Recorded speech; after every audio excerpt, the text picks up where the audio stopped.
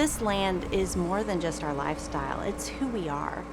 We have hogs, cattle, corn, soybeans, hay, but most importantly, we've raised our 2 children on our family farm, and it's been great memories for our family. But the threat of disease to the pork industry across the globe is very real. Our top priority is taking care of those animals, and disease is the biggest risk that we have in protecting their well-being.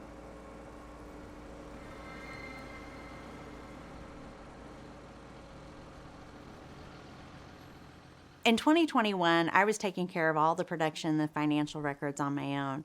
I had a lot more responsibilities.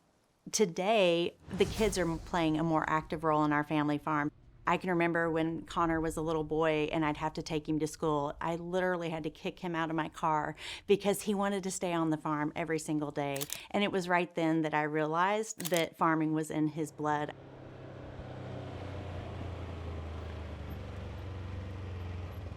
One of my biggest responsibilities on the farm is I haul 100% of the pigs, and I am the first line of defense to continue to keep disease away. Biosecurity is not unique to my family farm. This is something that farmers do globally. They want to make sure they can prevent illness from getting near our pigs. So we take steps to make sure that we're protecting the environment that they live in. Porcine reproductive and respiratory syndrome, also known as PRRS, is a disease only in pigs. It's something that we've had on our farm multiple times. The last time that we had it was in 2018. It was financially devastating. It was mentally devastating to our family to watch those hogs leave our family farm and to know that if we didn't get it right on our biosecurity this next time, we wouldn't have a family farm left.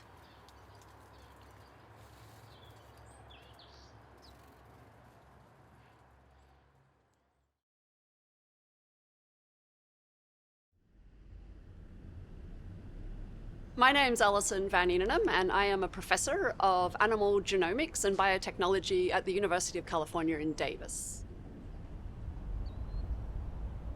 It's been estimated that we lose about 20% of animal protein to disease. So anything we can do to produce animals that are no longer susceptible to disease is a good thing. In this case, we have an opportunity to use genome editing to produce PRRS-resistant pigs. And PRRS, porcine reproductive and respiratory syndrome virus, is a disease that infects around 60% of pigs in America. Big farms and small farms like the Chinn family. PRRS costs farmers, and it's devastating to farmers. It's a global problem. Yeah, very disappointing. Yeah, there's quite a bit in there too. Gene editing is a little bit like having a pair of molecular scissors. And so you can go into a very targeted location amongst the genome of a pig and make a break in that DNA. And so what we're able to do is, in a very targeted way, turn off a gene. And in this particular case, we're turning off the gene that makes the receptor that the PRRS virus binds to. Without that receptor, the virus cannot infect the pigs anymore. And then they pass that on from generation to generation. And all of their descendants will be resistant to that disease.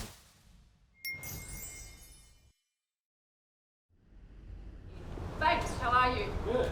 Welcome to Davis. We've seen gene editing in agriculture and in human health, and a lot more within crops. And so now this is kind of a unique opportunity. We're applying it to animals.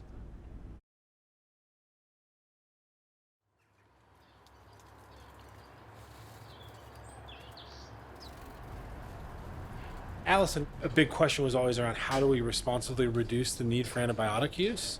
How do you see gene editing playing into that even bigger? You're asking a geneticist if genetics is a good way to reduce diseases? Absolutely. Yes, 100%. If we could get a genetic solution, so much better than having sick animals and needing to treat them with antibiotics. The PRRS-resistant pig could provide a variety of benefits for the farmer, especially on the global landscape. They're being asked to reduce the need for antibiotics, to produce protein more efficiently with a lower carbon footprint. With our PRRS-resistant pig, being able to remove the risk of having a PRRS outbreak is significant.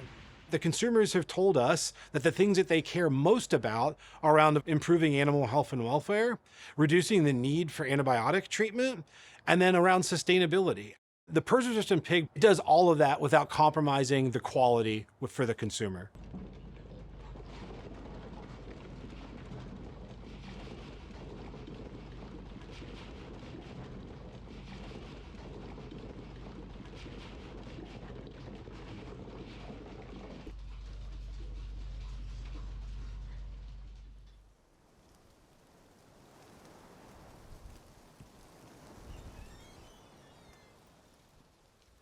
This is about our grandchildren, the 7th generation in our family.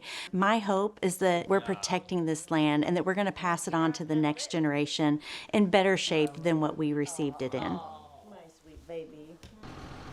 It's not new in the farming industry for technology to make a huge difference in the way that we do things.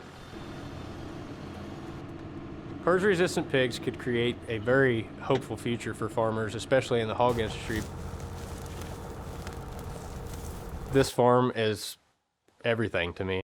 If something was to happen to this farm, I'd be lost. I wouldn't know what to do with myself. This is all I've ever known, and this is all I ever want to do.